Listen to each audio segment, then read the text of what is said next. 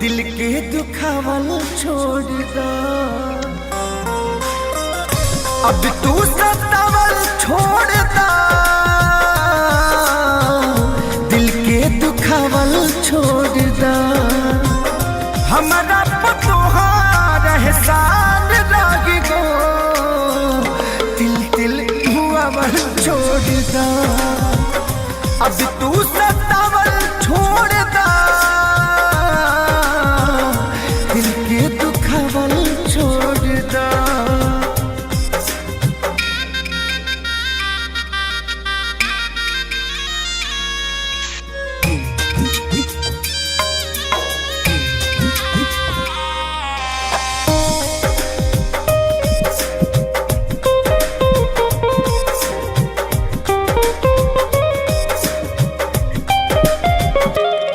अब तपियल छोड़ दे हनी, जिंदगी जियल छोड़ दे हनी।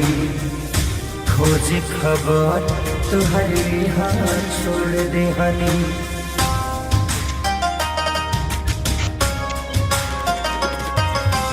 खुश बड़ो बेवफाई में, दिहलू जहरिया दवाई में। हमारा से रोटी अब तक टूटत नहीं खे हो, वही हजन की चावल छोड़ दा।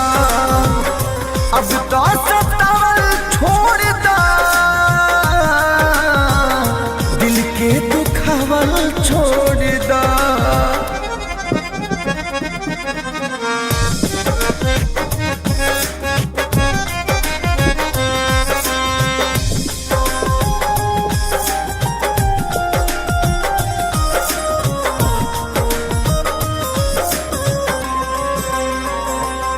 हम तो पढ़ल छोड़ दे हनी, तुहसे लड़ल छोड़ दे हनी। खुशी तो है देखी देख के जरा छोड़ दे हनी।